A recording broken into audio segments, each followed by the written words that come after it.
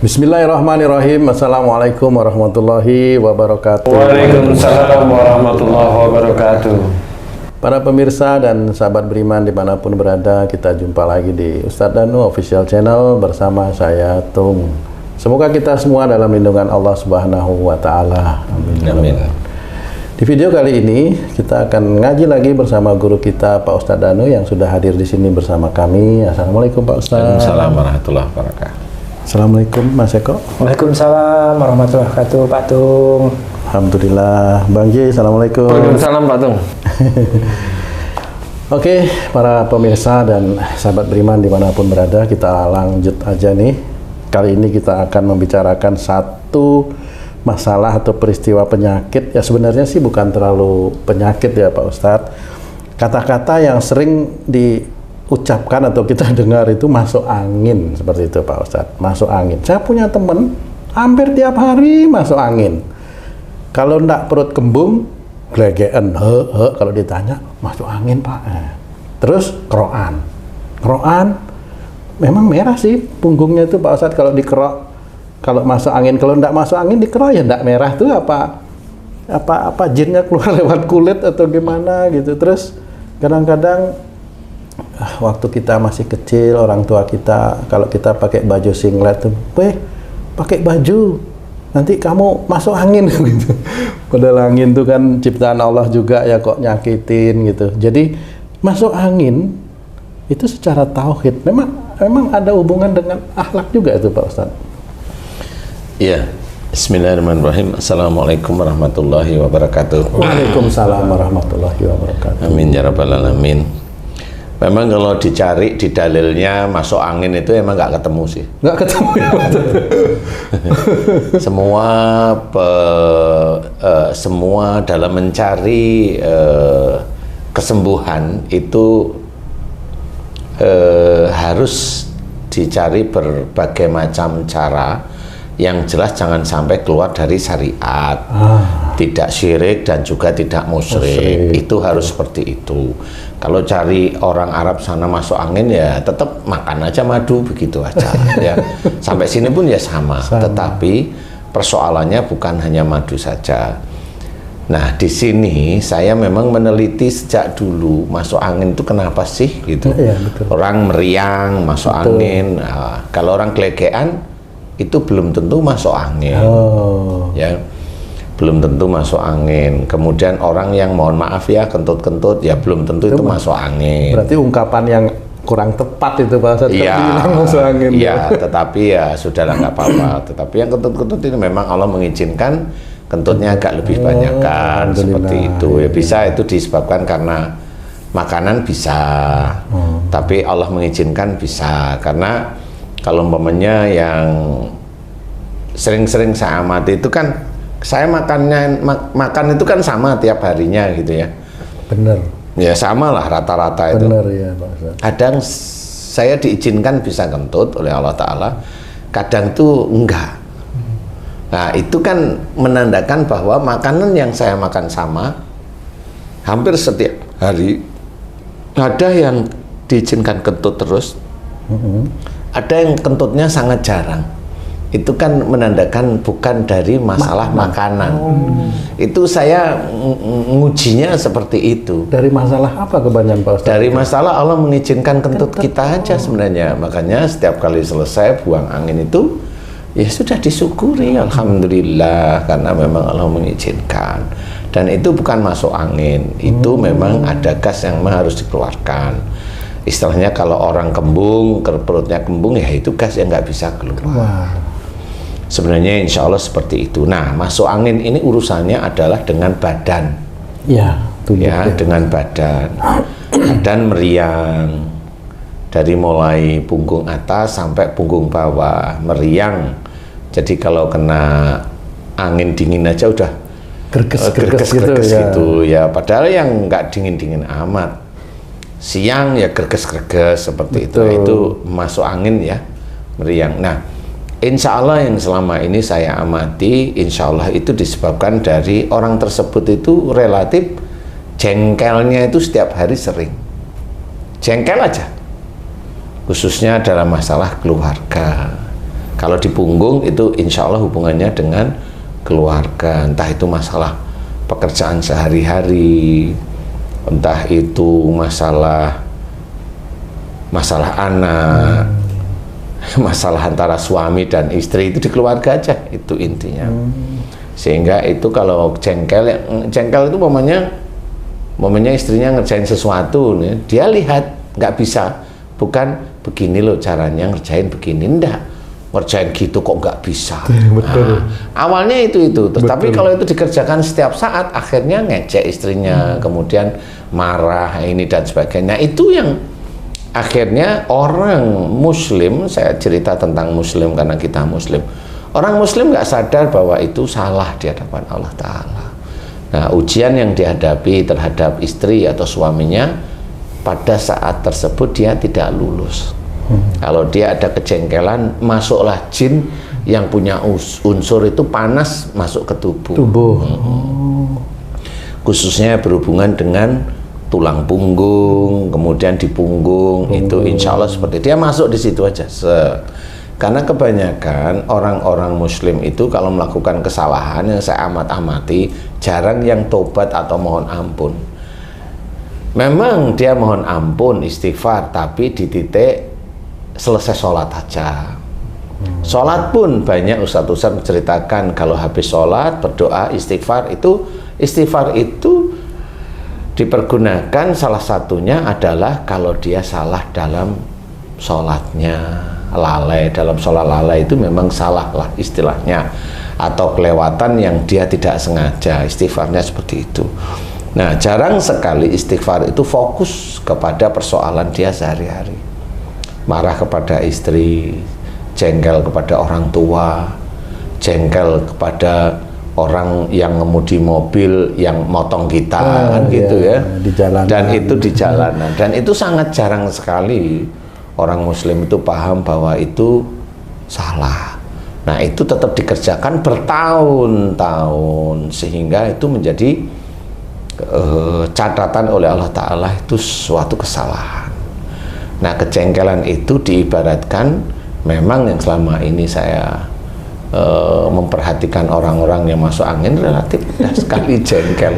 Berarti apakah itu salah kaprah sebenarnya? Bagaimana masuk angin itu kan jadi ya itu kan hanya ucapan aja. Tapi nah, nanti kalau ada orang itu tanya, wah masuk angin kok dari marah, nggak ada dalilnya. Ya cari aja dalilnya di Arab sana, memang sekolahnya ini, cari aja nggak apa-apa. Memang nggak ada kalau saya jawab. Karena apa? Di sini adalah penelitiannya adalah penelitian memang secara visual, jadi secara apa namanya, harfiah, bukan visual, maksud saya harfiah. Jadi diamati kenapa seperti ini. Nah, kalau dikerokin merah, itu memang betul pada saat dia masuk angin, jin yang ada di kulit bagian punggung itu baru bergerak begini, bergetar, sehingga kulit yang ada di punggung itu kalau disentuh dengan barang luka itu pasti biasanya menandakan mudah sekali merah atau agak-agak kebiru-biruan merah. Lebam, nah itu menandakan jin di situ itu bereaksi. Makanya kalau mamanya itu dikerokin kemudian sembuh, saya bukan persoalan sembuhnya aja. Ya Allah mengizinkan sembuh aja. Pada waktu itu. Pada waktu itu. Iya, karena pada saat dikerokin juga kadang-kadang belum sembuh juga. Kan besok juga dikerokin lagi. Iya, gitu. makanya setiap hari kadang-kadang itu. Atau memang kalau memang itu dikerokin dengan obat gosok, itu sebenarnya jinnya juga takut, dia bukan takut, kebauan obat gosok sebenarnya. Jadi dia nggak bereaksi, terus akhirnya diem dulu. Karena besoknya 2 hari lagi keluar lagi gitu, seperti itu. Jadi intinya bahwa masuk angin itu insya Allah disebabkan karena orangnya jengkel, sering jengkel. Kalau saya bilang marah, enggak menuju ke arah marah, kuat ya, tapi hanya jengkel, dikit-dikit jengkel seperti itu. Khususnya dalam keluarga, khususnya ya, insya Allah seperti itu. Jadi bisa caranya gimana ya? Kalau memang itu kelihatan sudah hari kok meriang masuk angin, ya coba mohon ampun kepada siapa? Keluarga siapa? Ya bisa istri, bisa suami, bisa orang tua, bisa mertua. minta ampun aja di situ. Nanti dites lagi, benar, beberapa bulan setelah itu dites masuk anginan enggak. Karena selama ini yang saya amati, setelah mohon ampun secara kontinu, enggak masuk angin dia. Dan belajar untuk tidak jengkel lagi, enggak. Walaupun itu tidak ada dalilnya di sana, enggak perlu dalil kalau masalah itu. Karena tobatnya sudah jelas, dalilnya ada dalam Quran. Kan sudah jelas. Persoalannya adalah karena kejengkelan dalam keluarga. Kejengkelan dalam keluarga tidak diajarkan oleh Rasul, kan jelas sekali.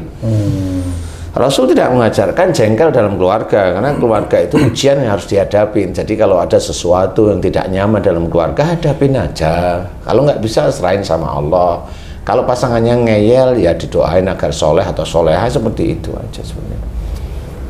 Nah, mudah-mudahan itu bisa menjadi gambaran. Jadi kalau tanya dalil, ya nggak akan ketemu. Jadi nggak benar karena memang angin akhirnya menjadi greges, itu juga kurang tepat jadinya Pak Ustadz ya? Enggak. Kalau kena hujan misalnya tuh, jangan hujan-hujanan, nanti kamu masuk angin. Itu bisa terjadi juga nggak masuk angin karena hujan itu Pak Ustadz? Sebenarnya persoalannya kalau hujan-hujanan itu bukan masuk angin. Sebenarnya kalau anak-anak itu kan rentan. Jadi kalau anak-anak sebelum akil balik itu, dia masih rentan dengan sikap orang tuanya. Dengan sikap orang tuanya, orang tua yang mana nih, yang selalu jengkel-jengkelan, masih muda, anaknya masih kecil-kecil. Ini kan rentan jengkel-jengkelan ceritanya. Rentan jengkel, rentan marah, rentan. Nah, ini anaknya rentan sebenarnya. Nggak usah hujan-hujan aja batuk, nggak usah hujan-hujan aja panas. Kan seperti itu. Jadi hujan itu sebenarnya rahmat dari Allah Ta'ala. Insya Allah tidak akan menjadikan sakit, gitu, sakit. Ya. Kecuali memang berjam-jam hujan-hujanan dalam kondisi yang memang badannya lagi tidak nyaman, ya bisa aja seperti itu. Berarti ada kesombongan dia dalam melakukan itu. Ya, dan itu tidak boleh. Ya, walaupun jangan hujan-hujan nanti sakit ya, bukan hujan menjadikan sakit sih. Iya, benar. Tapi dia jangan terlalu seperti itu istilahnya. Kalau memang bisa berteduh ya berteduh. Oh, berarti jika seorang anak kecil yang belum akil balik mengalami sakit, itu penyebabnya kedua orang tuanya. Orang tuanya, insya Allah. Ini orang tuanya. Lawang baru lahir aja bisa sakit kok anak-anak. Ada yang anaknya kena gula tinggi itu karena apa ya? Itu menurut teman-teman yang ahli-ahli gula itu kan karena apa namanya? Lifestyle atau karena macam-macam. Enggak, kalau saya mah insya Allah dari akhlak itu sendiri. Karena apa? Karena memang akhlak itu dampaknya sangat dahsyat terhadap seseorang. Baik itu nanti kalau dia akhlak itu keluar jalur dari Rasul, dampaknya adalah musibah, yang paling ringan itu sakit. Kalau dia akhlaknya itu baik, mirip seperti Rasul, dampaknya nanti masuk surga. Alhamdulillah. Selain dia beriman loh ya, kalau dia nggak beriman ya, beriman itu namanya ya berarti dia muslim maksudnya. Kalau dia tidak beriman ya nggak bisa. Itu dampaknya sebenarnya. Jadi dampak dua hal kalau akhlaknya itu baik ya, benar-benar baik, insya Allah masuk surga, insya Allah. Dilihat aja itu banyak di Quran itu kan dilarang untuk ini, dilarang untuk itu, kan gitu. Ada cerita tentang Fir'aun, ada cerita tentang anaknya Nabi Nuh, istrinya Nabi Nuh, kan begitu. Ada cerita tentang kaumnya Nabi Lut, kan seperti itu. Jadi itu cerita itu bukan untuk menghujat orang-orang yang seperti itu. Enggak, kita harus belajar bahwa ada enggak itu di diri kita. Jadi jangan kita itu menghujat orang lain, menghukum orang lain yang sebenarnya yang berhak menghukum itu Allah. Seperti itu. Ustaz, tadi Pak Tung bilang kan angin itu, Ustaz bilang kan nggak ada efek dari angin itu. Nah, dulu saya dibandingkan yang sekarang, kalau naik motor nggak pakai jaket nih Ustaz, masuk angin Ustaz. Kalau dulu nggak. Oh dulu enggak. Dulu gimana? Dulu maksudnya tuh waktu masih muda mungkin. Sebelum pensiun. Sebelum pensiun tuh naik motor nggak pakai jaket juga, kelilingan juga aman. Pulang-pulang nggak kembung gitu, nggak enak gitu, mau makan kok enak, mau apa enak gitu. Kalau nggak dikerok nggak sembuh gitu kan. Nah, kalau dulu nggak ada masalah, itu bedanya apa tuh Ustaz? Wah, itu macam-macam itu. Ji. Ini kalau memang mau menceritakan tentang kehidupan macam-macam. Kembung kalau nggak dikerok nggak hilang kan gitu, atau itu macam-macam. Satu, itu memang cara Allah mengingatkan bahwa umpamanya Haji J, umpamanya sejak dulu ibadahnya bagus, umpamanya di hadapan Allah ibadahnya bagus dilihat, tetapi haji itu masih ada kekurangan, kejengkelan yang selama ini jarang sekali dimohonkan ampun kepada Allah Ta'ala. Nah, kalau orang yang tidak sakit seperti itu, tidak sakit seperti masuk angin, dia pasti akan lupa, nggak akan pernah mohon ampunan terhadap kejengkelan yang dikerjakan setiap hari kepada, khususnya apa yang tadi masuk angin itu rentan khususnya pada keluarga. Nah, sekarang dites Haji J dengan istri aja, nggak usah yang lain-lain. Sering nggak jengkel? Itu dulu. Nah, kalau sering jengkel, nah ini dijawab nih Ji, kan ini juga sedulur beriman juga ingin lihat jawaban loh ya ini. Sering nggak jengkel gitu? Sering. Nah, kenapa dulu belum tidak diberikan sakit, dimunculkan oleh Allah Ta'ala? Bisa aja. Ini menurut saya, bukan menurut Allah. Ini menurut saya, karena ini kan pengalaman yang sering saya meneliti ya. Menurut saya itu memang kejengkelan Haji J belum masuk nisab ukurannya, sehingga pada saat itu belum dikeluarkan karena dulu ibadahnya masih biasa-biasa saja. Nah, sekarang sudah mulai sebelum pensiun nih, ibadahnya udah mulai dikuatin nih. Nah, imannya kan menguat itu Ji. Nah, kalau imannya menguat berarti dosa-dosa yang kemarin itu akan ditampakkan oleh Allah Ta'ala. Agar itu nanti Haji J juga ingat, nih loh kamu itu masih ada dosa di sini. Jadi Allah itu sebenarnya sayang kepada orang Muslim. Kalau orang Muslim itu diberi sakit, itu rasa sayang. Cuma sayangnya Allah bukan sayang yang kalau kita sayang umpamanya sayang sama seseorang wanita itu dengan sayangnya itu akan memberikan hadiah, bukan seperti itu. Belikan fasio. Sayangnya Allah itu beda dengan sayangnya manusia. Kalau manusia sayang memberikan sesuatu, kalau Allah sayang itu mengajari manusia itu nanti untuk masuk surga sebenarnya. Ampunan. Nah, dimunculkanlah sakit atau musibah agar paham bahwa dosanya ada di situ. Gitu. Nah, kalau sudah ada dosa di situ, agar orang ini tobat di titik itu. Agar nanti yang muncul itu kebaikan-kebaikan di hadapan Allah Ta'ala. Nah, itu sayangnya Allah kepada manusia. Cuma kadang manusianya nggak paham. Dibilang sakit itu rasa sayangnya Allah kepada kita, iya, tapi nggak diapa-apain, tobatnya kagak mau, kan gitu. Merasa dianya sendiri itu tidak pernah salah, tidak pernah dosa. Karena apa? Tidak ada dalil yang menerangkan bahwa masuk angin itu dari sanad-sanad nggak ada dijelasin, dia nggak mau ikut. Akhirnya kan bisa aja malah besok-besoknya itu malah akhirnya dia akhlaknya tidak baik, tidak mengikuti Rasul, ya akhirnya ya apa yang dia uraikan betul-betul itu nanti akan menjadikan timbangan di akhirat. Apa yang dia kerjain di dunia akan menjadi timbangan di akhirat. Innal hasanati yudhibnas sayyi'ah, itu betul-betul dia akan merasakan. Jadi sungguhnya amal baiknya dia akan mengurangi amal buruknya, perbuatan buruknya. Nah, persoalannya itu baiknya seberapa, buruknya itu seberapa.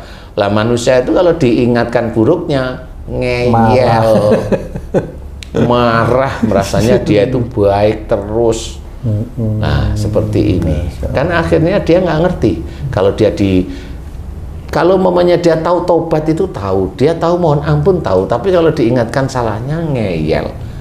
Ya sudah, nanti dia akan merasakan. Insya Allah seperti itu, Ji. Jadi kalau haji saat ini sudah mulai dimunculkan, nah itu berarti Allah mulai memperlihatkan sayangnya pada Haji J. Masuk angin itu ada juga nggak disebabkan oleh sihir, Ustaz? Bisa tapi tidak terlalu kuat. Karena masuk angin penyakit ringan ya. Iya kelihatan. Jadi gini, kalau ini nih cerita. Jadi bedanya sihir dengan fisik.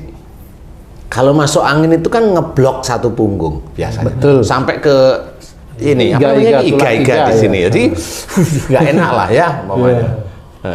Nah, kalau sihir itu nggak seperti itu. Oh, Tidak merata semua. Tidak merata semua. Sihir itu nitik. oh nitik. Pada satu tempat ya. Pada satu tempat. Jadi tidak semua kasus masuk angin itu dari sihir, enggak.